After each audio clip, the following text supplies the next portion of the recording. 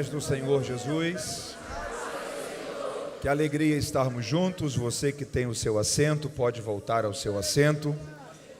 Que alegria poder compartilhar a palavra de Deus com você nesta segunda noite desta programação que certamente está abençoando muito a sua vida, sua casa, sua família.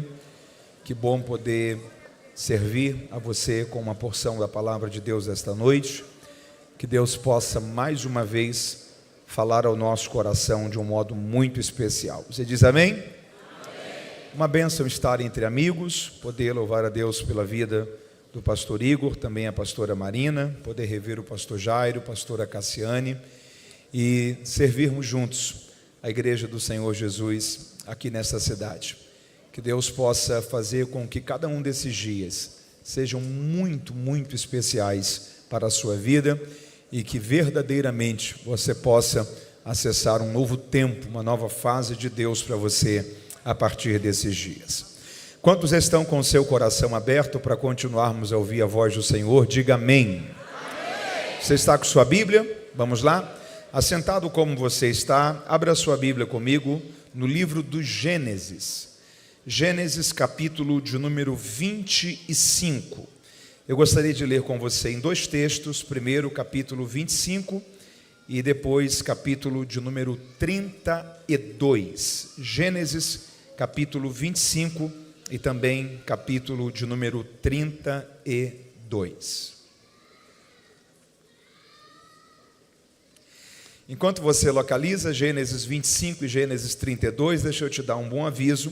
Quantos aqui amam entender e estudar a palavra de Deus, digam amém. Amém. Na saída, se você desejar, você terá à sua disposição alguns livros, que eu tenho a alegria de ser o autor deles. São obras que vão te servir e abençoar muito a você e também a toda a sua família. Tem 4 títulos que estarão disponíveis a você. A primeira dessas obras é uma enciclopédia sobre a vida dos personagens bíblicos. É uma ferramenta que eu levei mais de 7 anos escrevendo ela. São quase 500 páginas. Talvez você diz assim: Mateus, eu tenho dificuldade às vezes em ler um livro de 100 páginas. O que eu vou fazer com um livro de quase 500 páginas? Essa obra aqui não é uma daquelas obras, daquelas que você lê da página 1 até o final, a não ser que você queira, mas é uma obra de pesquisa. Sabe aquele momento que você está lendo um texto da Bíblia e tem uma dúvida? Está lendo sobre Davi. Você vê que na letra D, às vezes tem 10, 15, 20 páginas te explicando a vida de um único personagem da Bíblia. Contexto cultural, histórico, interpretativo. Então é uma obra que vai te servir muito para o seu tempo de leitura, estudo, preparação de aulas e mensagens. Uma ferramenta que vai te servir demais. Junto dela você terá também o manual bíblico expositivo sobre as parábolas de Jesus. Jesus contou ao todo 42 parábolas. A grande maioria delas estão dentro de um contexto cultural muito diferente do nosso. Então, histórias como 10 virgens, filho pródigo, dracma perdida, são parábolas que ao lermos elas nós percebemos que é uma grandeza sendo compartilhada ali, mas muitas vezes sentimos falta de um material que nos ajude a entender e compreender um pouco melhor detalhes de cada uma dessas parábolas contadas por Jesus. Esse é um manual que vai te ajudar a entender todas essas 42 parábolas, a partir do contexto cultural daquela época, interpretativo para o nosso tempo e também exegético, trabalhando o significado dos termos bíblicos contidos em cada uma dessas parábolas. Você terá ainda, junto deles, a penúltima obra, que é o Guia do Estudante da Bíblia, que é um material que ele está em uma dinâmica de perguntas e respostas, e ele é fruto de anos de pesquisa sobre os temas mais desafiadores para a interpretação bíblica.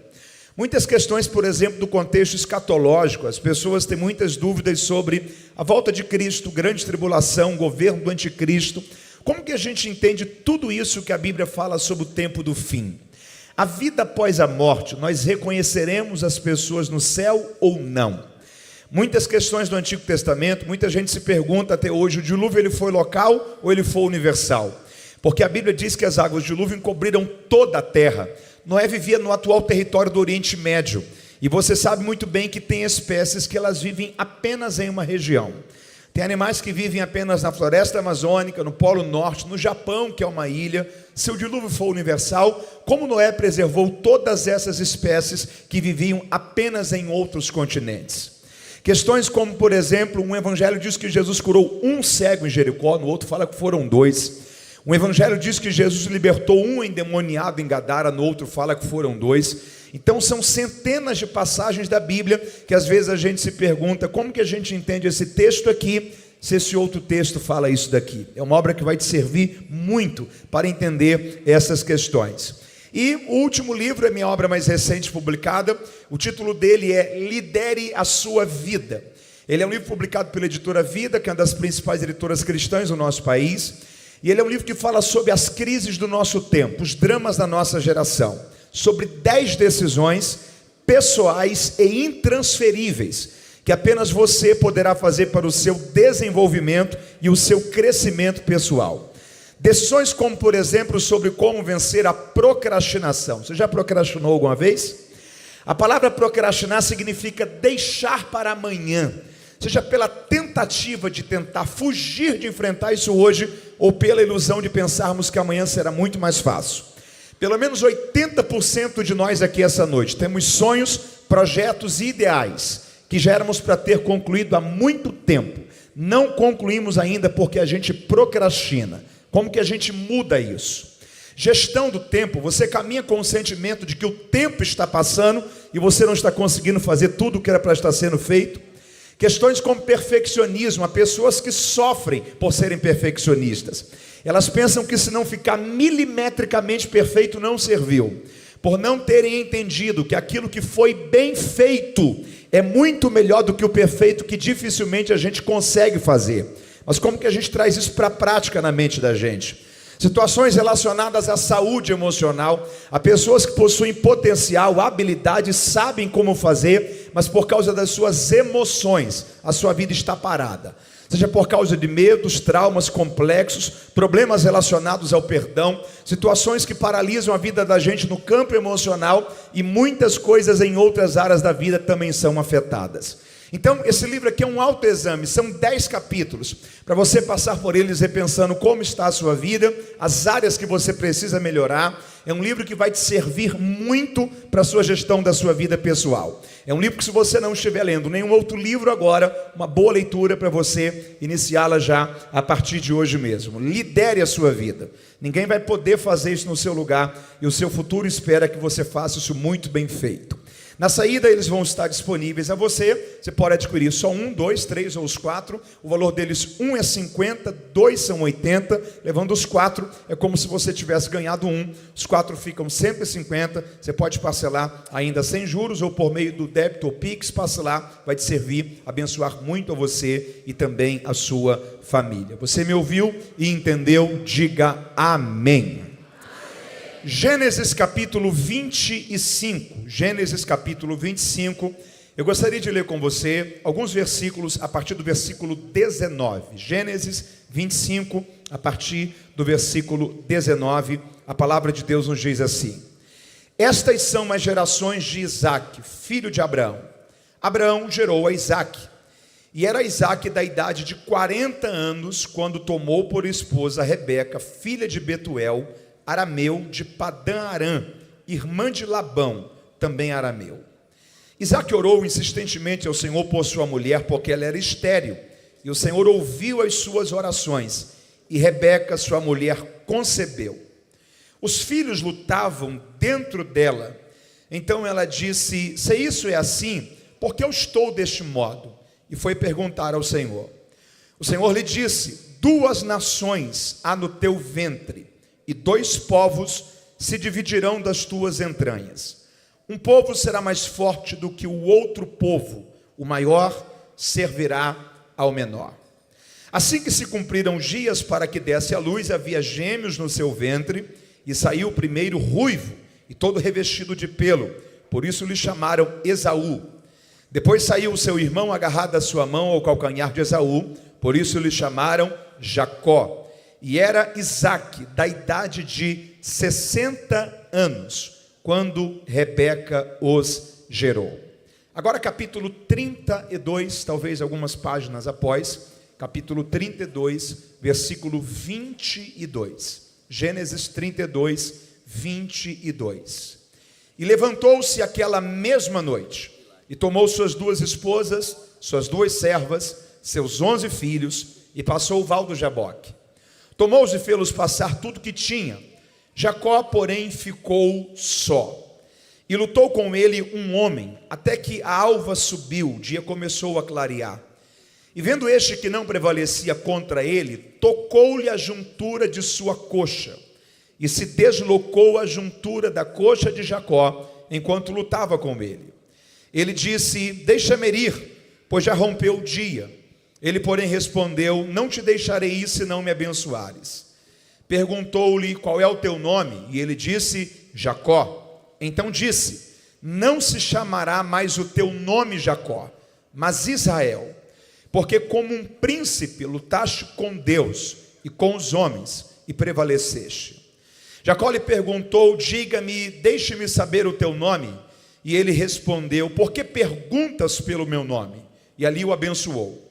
Chamou Jacó aquele lugar Peniel, pois disse: tenho visto a Deus face a face, e a minha vida foi poupada. E se você leu comigo, diga amém. Você está com o texto aberto aí? Está? Versículo 28, Deus mudou o nome de Jacó. Deus mudou o nome de? Deus mudou o nome de? No versículo 30, Jacó muda o nome de um lugar. Jacó muda o nome de um? Diga comigo: Deus muda pessoas para que pessoas mude lugares. Você está comigo aí? A história de Jacó é uma história muito conhecida por todos nós. Jacó é de uma família muito especial, uma família que Deus fez uma aliança, a partir de um patriarca, um homem chamado Abraão. Deus disse a Abraão: em ti serão benditas todas as famílias da terra. Eu faço uma aliança com você, e eu vou abençoar a todos os que te abençoarem. E aqueles que te amaldiçoarem também carregarão maldições sobre as suas vidas. Deus renovou esta aliança com o filho de Abraão, que era Isaque. E a Bíblia diz que Isaque casou-se, e quando já tinha aproximadamente 20 anos de matrimônio, Rebeca ainda não havia dado luz a filhos. E Isaque foi orar e foi pedir a Deus que Deus pudesse intervir naquela situação. E Deus ouviu a oração de Isaque. Rebeca engravidou. Quando ela estava gestante, os filhos lutavam dentro dela, e ela não percebia que era isso, mas ela percebia uma certa agitação, e ela também foi orar. E Deus disse a ela: ó, você está grávida de gêmeos, existem 2 filhos no seu ventre. Só que Deus vai antecipar uma informação que apenas a posteridade iria saber, porque a lógica normal da vida é que o filho mais velho, o primogênito, ele tinha direito a muitos privilégios e benefícios. Quando ia, por exemplo, se repartir a herança, o primogênito tinha direito a uma porção dupla da herança. Se um pai tivesse 2 filhos e 3 alqueires de terra, o primogênito receberia 2 alqueires de terra, o outro apenas 1. Ele tinha uma porção dupla da herança, ele era líder perante os seus irmãos. Havia muitos privilégios e benefícios que beneficiavam o filho mais velho. E Deus está dizendo para esta mulher: a aliança que eu tenho com esta casa não passa pelo primeiro filho, passa pelo segundo filho, e o maior irá servir ao menor. Rebeca guardou isso em seu coração, e as crianças nasceram. O primeiro filho que nasceu chamou-se Esaú. Qual o nome dele? Esaú, porque ele nasce com uma configuração genética totalmente diferente. Ele nasce totalmente cabeludo, peludo, e por isso lhe coloca o nome de Esaú, que significa peludo. Na sequência nasce Jacó com a sua mão agarrada ao calcanhar do seu irmão, por isso lhe coloca o nome de Jacó. Nós temos muitas variantes para Jacó: suplantador, enganador. O nome Jacó no original hebraico significa aquele que agarra, por ter nascido a sua mão agarrada ao calcanhar do seu irmão. E eles fazem a interpretação de ele está tentando suplantar, enganar, puxar o irmão, nascer primeiro para ser o primogênito. Você sabe muito bem que uma criança não consegue ter essa malícia, mas parece que isso cria-se quase como que uma sombra sobre a vida de Jacó, e a história começa a ser construída a partir dessa perspectiva. Essas crianças, elas passam por todas as fases normais da vida: infância, pré-adolescência, adolescência, juventude, crescem, desenvolvem 2 personalidades totalmente diferentes. Jacó é o filho mais de casa, era o filho mais caseiro, próximo à sua mãe, enquanto que Esaú era o filho mais corajoso, desbravador, caçador, se tornou perito em caça. A Bíblia diz que um dia, Esaú está voltando do campo. Imagine essa cena, o dia inteiro correndo sob o sol escaldante do Oriente Médio, talvez quase 50 graus Celsius de sensação térmica. Corre para lá, corre para cá, perde um animal, recupera outro ali, caça outro ali. Ele está totalmente exausto, voltando para casa. Jacó está indo ao seu encontro, e a Bíblia diz que ele tem um prato de comida na mão. Quando Esaú vê aquele prato de comida, ele diz assim: será que você pode me dar um pouco dessa comida? Ele diz: dá, eu não dou não, mas a gente pode negociar. Mas como assim negociar? Eu tenho algo que você quer e não tem, e você tem algo que eu quero e não tenho. Transfira para mim o direito à bênção da primogenitura, e eu te dou este prato de comida. Qualquer um de nós iríamos olhar para Jacó e dizer: não vale, fique com a sua comida, daqui a pouco eu estou em casa, tomo um banho, janto, está tudo bem, e vida continua. Só que diante disso, Esaú fez uma das declarações mais infelizes da sua vida, porque ele disse: do que me vale o direito à primogenitura se eu estou perto de morrer? A pergunta é: Esaú estava perto de morrer, sim ou não? Não, ele só estava cansado, exausto, de um dia inteiro exposto ao sol. E ele permitiu que a pressão de um momento fizesse ele negociar o que era inegociável. A partir de então, a história não está sendo mais escrita como Abraão, Isaque e Esaú. A partir de agora, a história passa a ser escrita como Abraão, Isaque e Jacó. Tudo porque Esaú permitiu que o desgaste de um momento, a pressão de um momento, fizesse ele tomar uma decisão precipitada. Deixa eu dizer uma coisa aqui para você, diante desse entendimento. A história de Esaú, ela nos deixa duas lições. Quantas lições? Duas. Ou você sacrifica o momento para não perder o futuro, ou você sacrifica o seu futuro por causa de um momento. Ou você entende que momentos passam, que circunstâncias passam, e tem situações que você tem que resistir agora, para não perder o que está preparado para você lá na frente. Ou você permite que aquilo que é passageiro e transitório traga algo permanente sobre a história da sua vida. O Senhor está dizendo ao seu coração esta noite: o que você está vivendo é apenas a pressão de um momento. O que você está vivendo são apenas as consequências de um dia inteiro exposto ao sol. O que você está vivendo é apenas o acúmulo de problemas que se ajuntaram nesse momento da sua vida. Só que momentos passam, e você não pode permitir que a pressão de um momento faça você negociar aquilo que é inegociável. Eu venho para te dizer esta noite, em nome de Jesus: aguente firme, suporte firme. Este momento vai passar, Deus vai te sustentar, e o plano dele vai se cumprir sobre a história da sua vida. Você entende isso e pode celebrar a Deus por isso esta noite. A história passa a ser mudada. A história passa a ser mudada. De Abraão, Isaque e Esaú para Abraão, Isaque e Jacó. Quer ver uma coisa? Qual o nome dos descendentes de Jacó? Você lembra? Quem são? Diga comigo: israelitas. São quem?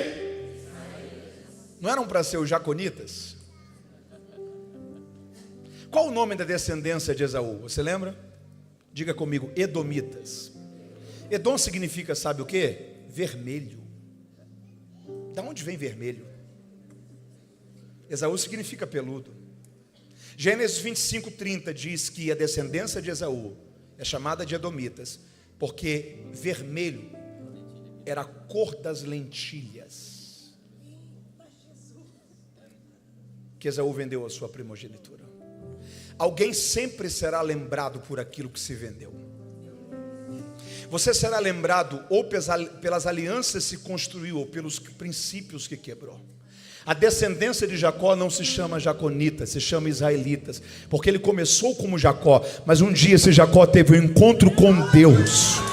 e o seu nome foi transformado em Israel. Deixa eu dizer uma coisa para você: você e a sua descendência não serão lembrados por princípios quebrados. Você e a sua descendência serão lembrados pela aliança que foi feita com Deus, pela história que foi mudada, pelo destino que foi transformado. Deus está te dando no começo deste ano de 2026 uma oportunidade para você corrigir a rota, mudar de postura, abandonar erros e pecados. Há uma aliança a ser construída por Deus com você, e Deus tem uma nova história para ser escrita na sua vida. Alguém que está entendendo isso e pode louvar a Deus por isso essa noite? Esaú vendeu a bênção. Algum tempo depois, sabe quem que tem um sentimento agora que está perto de morrer de novo precipitadamente? Isaac. Pelas ciências hoje, pela noção de oftalmologia que a gente tem, sei lá, talvez um descolamento de retina, glaucoma, uma catarata, o Isaac perdeu a visão. Ele ainda tem saúde, mas ele perdeu a visão. E o sentimento que ele tem é: se eu perdi a visão, devo estar próximo a morrer. E ele tenta organizar algumas coisas. Ele chama Esaú, e a Bíblia diz que ele diz o seguinte: ó, vá ao campo, pegue uma caça, prepare para o seu pai, eu vou comer essa alimentação, vou te abençoar com a bênção da primogenitura. Esaú sai. O problema é só um: quem é que está do lado de trás da cortina ouvindo tudo? Rebeca.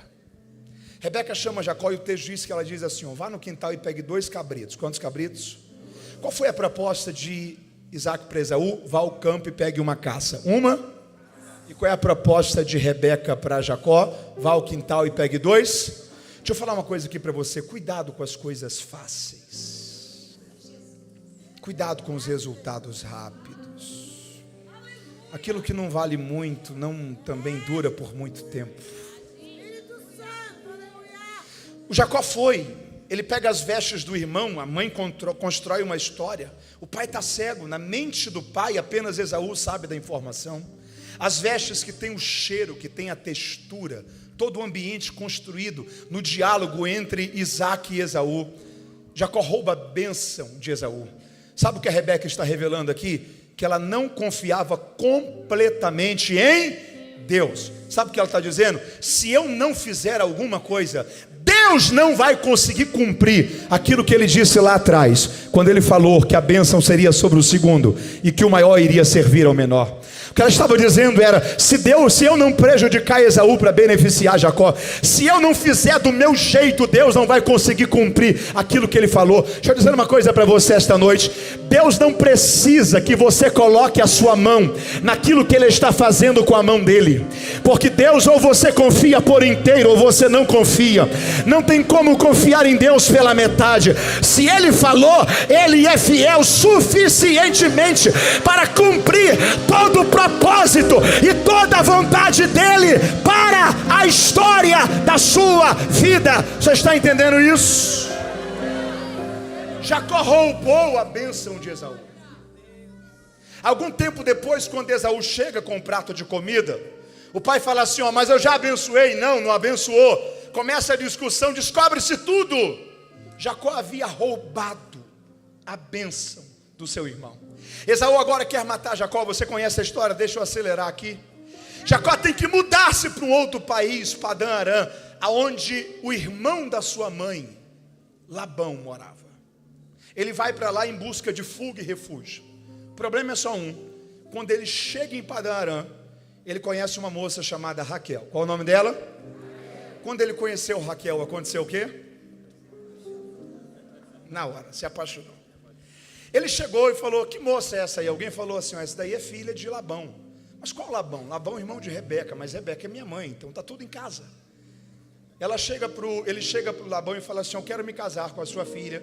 E ele diz: só tem um problema. A cultura do nosso povo é que a filha mais moça nunca pode se casar. O contexto geral aqui é que quando você vai casar-se com alguém, dentro do contexto geral, você precisa pagar uma coisa chamada dote. Qual o nome? Qual o nome? E o dote para você casar-se com Raquel é trabalhar para mim 7 anos. Quantos anos? E se você trabalhar para mim 7 anos, você terá Raquel como esposa. O Jacó trabalhou primeiro, segundo, terceiro, quarto, quinto, sexto, 7º ano. Quando cumpriu-se o dote, noite de núpcias, o Labão chama o Jacó para conversar e eles vão bebendo, e vão bebendo, e vão bebendo. O Jacó perde a sobriedade. No outro dia pela manhã, quando ele acordou, quem é que estava do lado dele? Lia. O problema era só um: a Lia não era tão bonita assim como a Raquel. Deixa eu falar uma coisa aqui para você. 20 anos, quantos anos? Quantos? Quem não ficou bonita até os 20 anos, não fica mais. Tem que ser uma pessoa, gente boa, inteligente. 20 anos, quantos anos? Segunda idade, 40 anos, quantos? Quem não ficar rico até os 40, é mais difícil. Terceira idade, 60, quantos anos? Quem não criou juízo até os 60 anos, já era. A Lia não era tão bonita como a Raquel. O Jacó chega para o Labão e fala assim: ó, tem alguma coisa errada aqui no nosso acordo, porque eu trabalhei 7 anos por Raquel e você me deu Lia como esposa. Aí sim o Labão diz para ele: ó, eu só esqueci de falar uma coisa para você. A cultura do nosso povo é que a filha mais moça nunca pode se casar primeiro do que a filha mais velha. Mas eu tenho uma contraproposta para você. Viva os dias de núpcias com Lia, depois tenha os dias de núpcias com Raquel, e trabalhe para mim mais 7 anos. Quantos anos? E você terá minhas 2 filhas como esposa. O Jacó falou: fechado. Talvez você pare e fale assim: coitado do Jacó, né? Sabe o que está acontecendo com o Jacó aqui? O cumprimento de uma lei que Deus estabeleceu sobre a humanidade, chamada lei da semeadura. Lei da... Paulo escreveu: gente, de Deus ninguém zomba, Deus não se deixa escarnecer. Tudo que o homem semear, isto também ele. 7 anos antes, Jacó havia enganado seu pai e havia enganado seu irmão. 7 anos depois, ele está sendo enganado pelo seu sogro. Talvez você pare e fale assim: Mateus, será que a vida não foi injusta? Porque se ele enganou o pai e o irmão, ele tinha que ser enganado pelo pai e pelo irmão. O que a gente precisa entender é que a lei da semeadura não é uma lei sobre pessoas. A lei da semeadura é uma lei sobre a vida. Você abençoa pessoas, a semente cai sobre a vida. É por isso que você não tem que fazer o mal a ninguém. Talvez você faz o mal a alguém hoje, nunca mais encontra essa pessoa de novo. A semente foi lançada sobre a vida, a colheita chega em algum momento. E é por isso que se você fez o bem a alguém, a pessoa foi ingrata e não te devolveu o bem, não fique preocupado também com isso. Deus levantará alguém lá na frente, que será instrumento da colheita, da bênção dele sobre você, porque Deus não se deixa escarnecer. E tudo que o homem semear, isto também ele ceifará. Jacó está recebendo uma colheita de uma semente que foi lançada enganando o pai, enganando o irmão. Ele trabalha agora mais 7 anos. Quantos anos? São 14 anos. De repente ele chega para Labão, quando ele conclui os 2 dotes, e ele diz: meu sogro, eu preciso voltar para minha terra. Só que eu não sou mais aquele moço que chegou aqui alguns anos atrás que não tinha nada. Ele já tinha uma estrutura, esposas, filhos, servas. Eu preciso de um patrimônio para manter isso. E eu tenho uma contraproposta para você. Me deixe trabalhar mais 7 anos. Quantos anos? E todas as crias que nascerem malhadas e manchadas, permita que sejam minhas. Irmão, em 14 anos não tinha nascido quase que nada de cria malhada e manchada. Quase que nada. O Labão olhou e falou assim: quer dizer que crias puras e lisas são minhas e crias malhadas e manchadas são suas? É isso mesmo. Fechado. Sabe qual que é o problema do esperto? Ele acha que só a mãe dele pôs filho inteligente no mundo. O Jacó descobriu um jeito de colocar os animais para reproduzirem, de modo que quando eles coabitavam, olhando para varas de madeira e pedaços de telhas, todas as crias nasciam malhadas e manchadas. Não me pergunte como é que o Jacó conseguia fazer isso, mas do Jacó você também não pode duvidar de nada. Eu tenho a sensação que o Jacó ainda tem alguns descendentes perdidos por aí. Você já conheceu alguns? O Jacó, em 7 anos, enriqueceu de uma forma assustadora. Sabe que havia chegado o momento de Labão receber a colheita do engano dele. Porque a vida não perdoa ninguém. Deixa eu dizer uma coisa aqui para você. Você está comigo aí? Diga amém. Amém. A colheita de Jacó, a colheita de foi semeadura para Labão. Deixa eu repetir isso aqui para você. A colheita de Jacó foi semeadura para Labão. Jacó tinha que ser enganado, é colheita. A questão é, pelas mãos de quem será? Você pode levantar uma de suas mãos aos céus? Deixa eu falar uma coisa para você. Não deixe que as suas mãos participem da colheita de injustiça para ninguém. Tem gente que fez o mal e precisa receber a colheita do mal. Não suje as suas mãos nisso, porque a colheita para eles, semeadura para você. Levante suas mãos e diga assim: Senhor, me cubra com o teu sangue, guarde a minha vida, guarde as minhas mãos. Diga: eu quero participar apenas daquilo que tem a sua bênção. Diga: eu não quero participar da colheita da injustiça de ninguém. Para que o Labão foi colocar as mãos dele naquilo? Labão está sendo enganado. Jacó trabalha mais 7 anos. Quantos anos? Eu estou entrando na parte final da mensagem. Conclui-se os 3 ciclos de 7 anos. 7 anos que Jacó trabalha por Raquel, 7 anos que Jacó trabalha por Lia, 7 anos que Jacó trabalha por si mesmo. A Bíblia diz que Jacó agora reúne a sua família. Ele está voltando para a sua terra, que é Hebrom. E 2 coisas acontecem. Ele tem um encontro com Deus. Ele tem um encontro com e tem a sua vida transformada. Tem a sua vida. E em segundo lugar, ele tem um encontro com o seu irmão. Ele tem um encontro com o seu. Deixa eu falar uma coisa para você. Gente que de fato tem um encontro com Deus vive em paz com as pessoas. O problema do Jacó com o irmão durou até ele ter um encontro com Deus. Duvide de alguém que diz que teve um encontro com Deus, mas vive arranjando problema com todo mundo. Tem um diálogo, você está comigo aí, diga amém. Tem um diálogo do Jacó. Deixa eu falar uma coisa aqui para você. Deus tem um ritmo para as coisas acontecerem. Você pode repetir isso comigo? Diga: Deus tem um ritmo para as coisas acontecerem. Levante as suas mãos aos céus. Deixa eu crer nessa palavra de Deus sobre a sua vida. Deus vai alinhar você com o ritmo certo. Esse ano será um ano de alinhamento de Deus no lugar certo, com a pessoa certa, no momento certo, em reuniões certas. Há oportunidades que vão surgir no momento exato. Há um ritmo certo de Deus para a história da sua vida, e Deus vai te alinhar com o ritmo correto. Diga comigo: Senhor, ajuda-me a estar no ritmo certo. Já vou trazer isso aqui para Jacó, mas olha para cá. Você lembra do Êxodo? O povo de Israel estava em fuga, os hebreus estavam em fuga. Estavam em? Alguém que está em fuga tem uma coisa chamada pressa. Tem o quê? Quanto mais rápido alguém em fuga ir, melhor é. Eles estão em fuga. Êxodo 14, Deus chegou e falou o seguinte: Moisés, pare. Qual foi a primeira palavra de Deus? Não parece ser uma loucura alguém que está em fuga parar? A primeira coisa já é curiosa. A segunda é pior. Pare, voltem e acampem em Piairote. Parecia que Deus estava entregando Israel. O que Deus estava era ajustando o ritmo. Porque no que os egípcios estão se aproximando, Deus está alinhando o último homem dos hebreus com o último homem dos egípcios.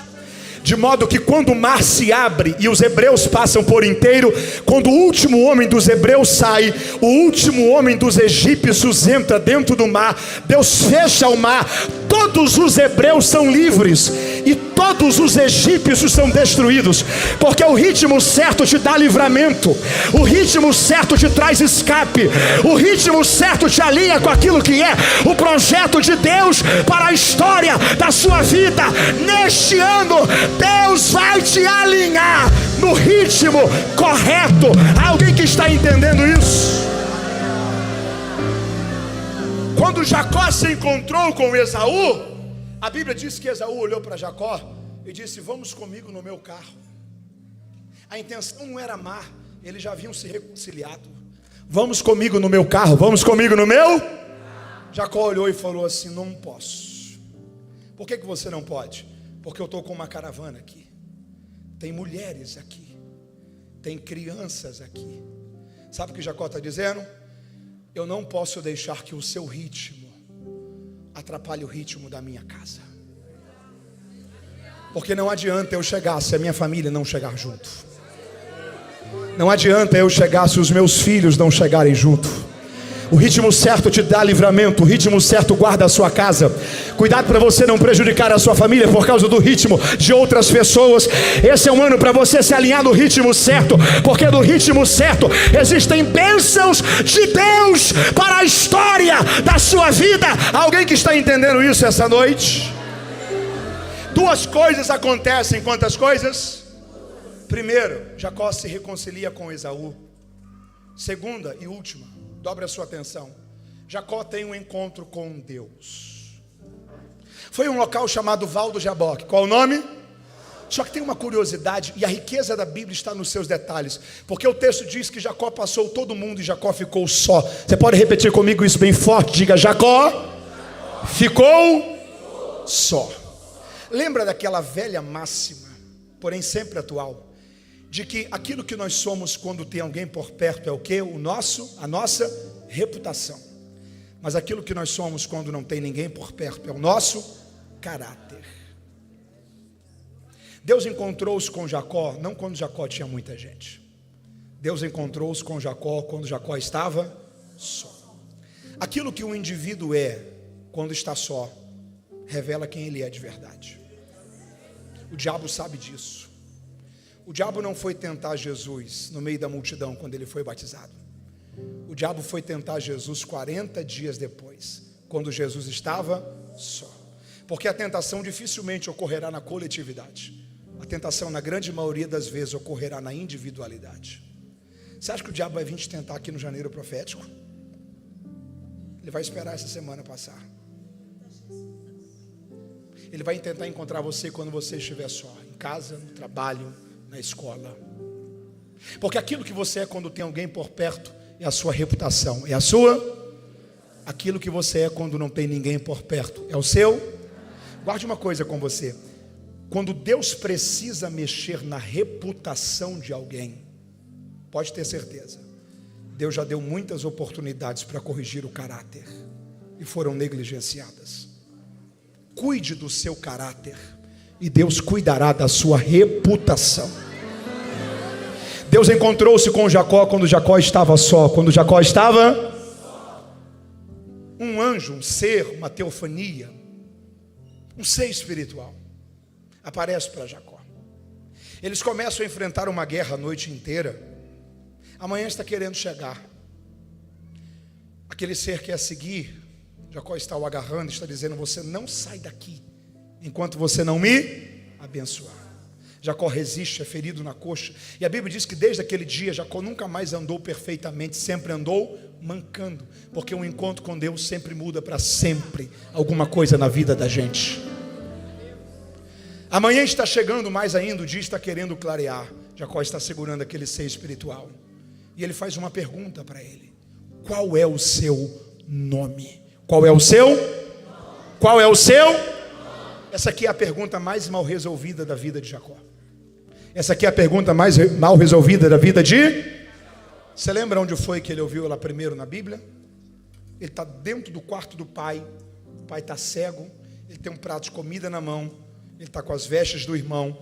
O pai percebe que alguém entrou dentro do quarto. E o pai faz uma pergunta: quem é que está aí? Qual é o nome? Ele disse o que para o pai? Esaú. Só que agora ele não está diante do pai. Agora ele não está diante de Labão. Agora ele está diante do único que ninguém consegue enganar. Qual é mesmo o seu nome?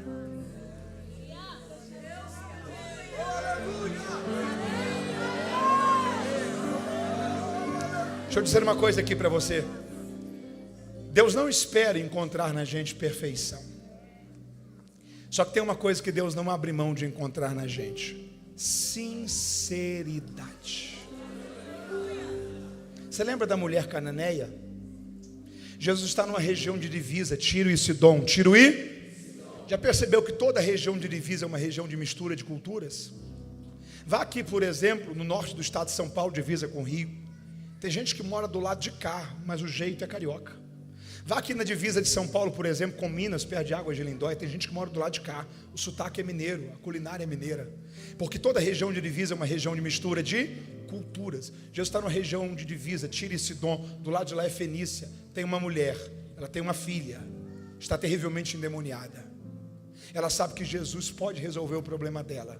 Só tem um problema: essa mulher não é judia. Mas qual o problema? Todo mundo se parece em regiões de divisa. Ela chega para Jesus e fala assim: Senhor, filho de Davi, tenha compaixão de... A expressão filho de Davi no Novo Testamento é uma expressão que era usada apenas por judeus. A única pessoa no texto bíblico que Jesus aceitou chamá-la assim foi Bartimeu. Porque quando um judeu olhava para Jesus e dizia: eu te reconheço como filho de Davi, o que ele estava dizendo era: eu sei que você tem descendência real, eu sei que você é da genealogia de Davi, eu sei que você tem acesso ao trono, e como judeu eu tenho legitimidade para te reconhecer rei sobre o nosso povo. Tu és filho de Davi. O problema é que essa mulher não é judia, ela é cananeia. Só que qual é o problema? Aqui todo mundo se parece. Jesus, filho de Davi, será que o Senhor pode resolver o meu problema? Jesus olhou para ela e falou assim: mulher, deixa eu falar uma coisa para você. Eu não vim para outros, senão para os filhos de Israel. Sabe o que Jesus estava dizendo? Você não vai conseguir nada comigo por meio do engano. Você não precisa tentar mostrar ser quem você não é para agradar pessoas. Seja você do jeito que você é, e aquilo que é de Deus para a sua história vai alcançar a sua vida dessa forma. Quando acontece isso, que Jesus dá a primeira repreensão, em vez dela parar e dizer: é verdade, eu não sou judia, ela piora a situação, porque o texto diz que ela se prostrou e adorou. Se prostrou e se tem uma coisa que Jesus repugna, é adoração misturada com engano. Se tem uma coisa que Jesus repugna, é adoração aqui dentro, mentira lá fora. Adoração aqui dentro, engano lá fora. Ou nós somos de Deus por inteiro, ou a gente precisa resolver isso.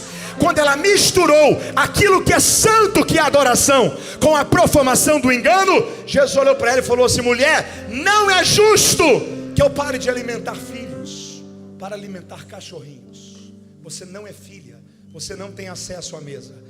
Aí pela primeira vez na história ela vai ser sincera, porque ela olhou para Jesus e disse: é, Senhor, é verdade, eu não sou filha, eu não tenho descendência de Abraão, eu não sou filha da linhagem judaica, mas já que o Senhor mexeu em filhos e em cães, deixa eu lembrar uma coisa para o Senhor: sempre na mesa dos grandes senhores, quando os senhores estão dando pães aos seus filhos, sempre sobra uma migalha de pão, e generosamente os filhos sempre lançam ao chão, para que os cães que estão embaixo da mesa também possam comer. Então faz uma coisa: pode curar os filhos, pode libertar os filhos, mas quando o Senhor acabar, lembre-se que eu estou aqui esperando o teu favor. Porque ela foi sincera.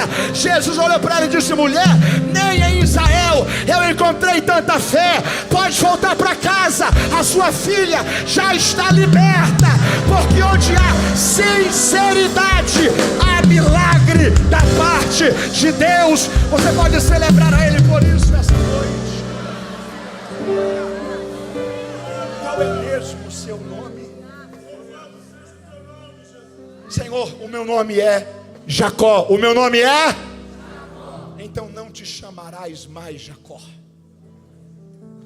mas você irá se chamar Israel. Porque você lutou com Deus, você lutou com os homens, e você prevaleceu. Sinceridade gera também transformação. Você está entendendo esta palavra? Por gentileza, esteja em pé se você pode, em nome de Jesus. Deus sabe que não há perfeição em você, só que Ele espera esta noite encontrar sinceridade, um coração contrito, quebrantado. Guarde uma coisa com você. Você está me ouvindo? Diga amém. O problema não é nascer Jacó. O problema é não ter um encontro com Deus e se formar um Israel. Você não vai conseguir mudar as coisas que aconteceram na sua vida. Você não vai conseguir mudar o passado que ficou para trás sendo escrito até hoje. Mas você consegue fazer dessa segunda noite o seu Val do Jaboque. Você consegue olhar e dizer: Senhor, ainda tem tanta coisa de Jacó aqui dentro, mas eu quero lutar até o final, porque eu não quero sair desses dias do mesmo jeito. Eu quero sair mancando, mas não como Jacó. Eu quero sair marcado para uma vida diferente. Deus está em busca de corações sinceros, contritos e quebrantados, que reconhecem que precisam viver uma transformação verdadeira em sua vida. Você está entendendo esta palavra? Levante uma de suas mãos aos céus. Diga: Senhor, eu ouvi a tua palavra. Diga: ó Deus, sonda o meu coração e vê se há em mim algum caminho mau. Diga: Senhor, eu não quero maquiar situações como se tivesse tudo bem. Diga: eu preciso de um encontro transformador contigo. Encontre sinceridade nesta noite em meu coração e me faça viver uma mudança em minha vida para a tua glória, em nome de Jesus. Amém e amém.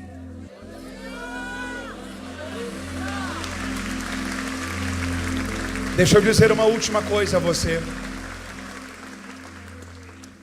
Eu preciso, com você ainda em pé, falar nesse momento especificamente a você que ou está distante dos caminhos do Senhor, ou precisa renovar uma aliança com Deus. Você não vai conseguir mudar o que ficou da vida daqui para trás.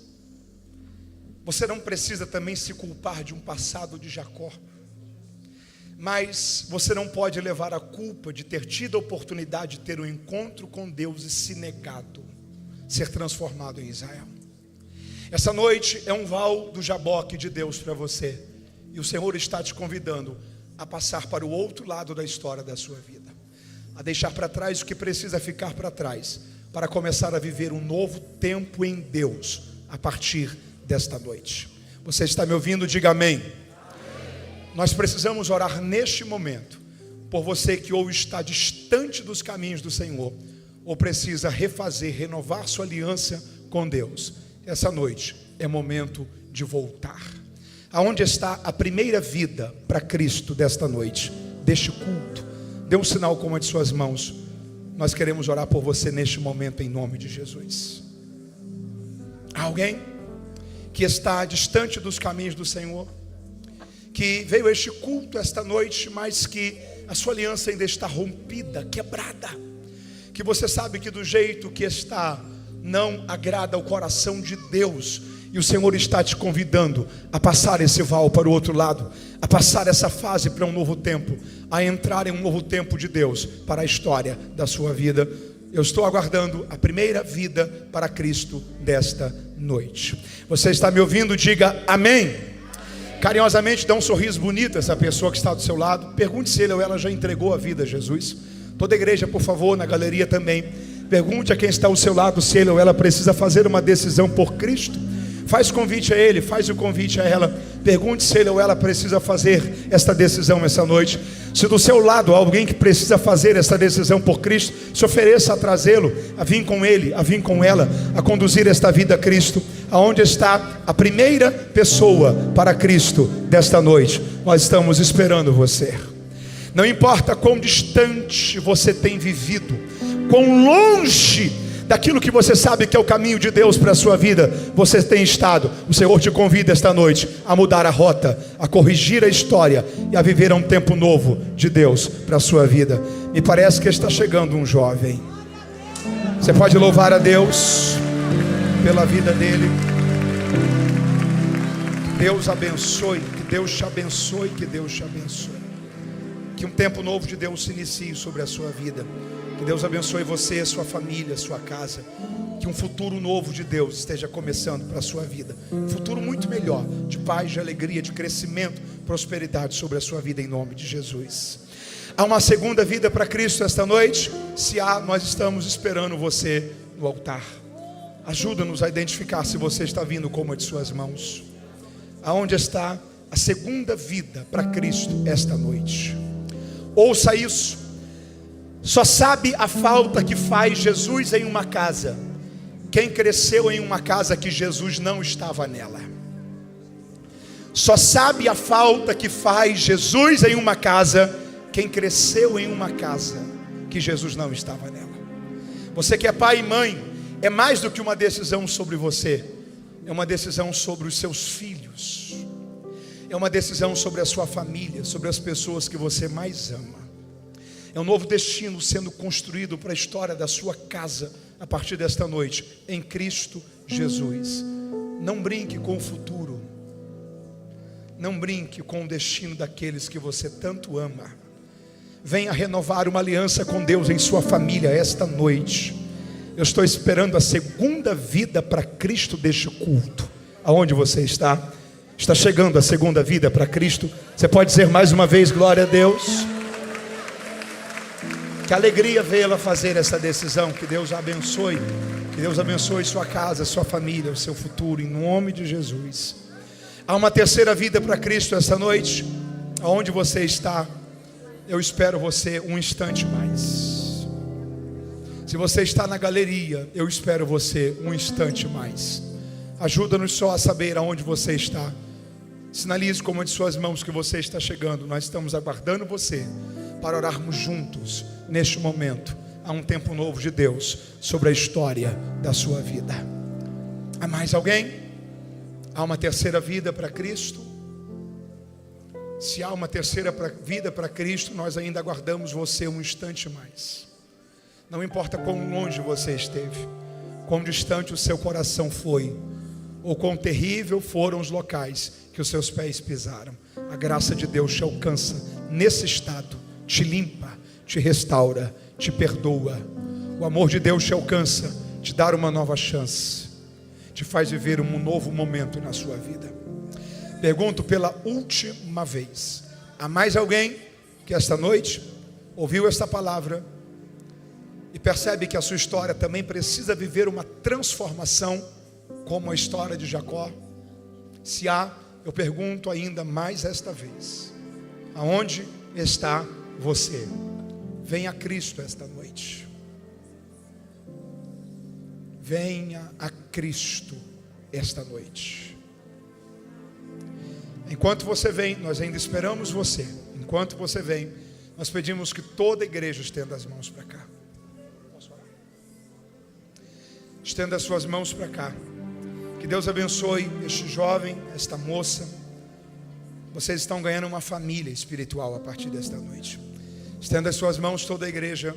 Senhor, nós oramos com eles, nós os abençoamos. A tua palavra diz que para isso se manifestou o Filho de Deus, para desfazer todas as obras do diabo. E nós oramos o poder desta palavra sobre essas vidas. Abençoamos eles, suas famílias. Pedimos ao Senhor que todas as maldições sejam canceladas.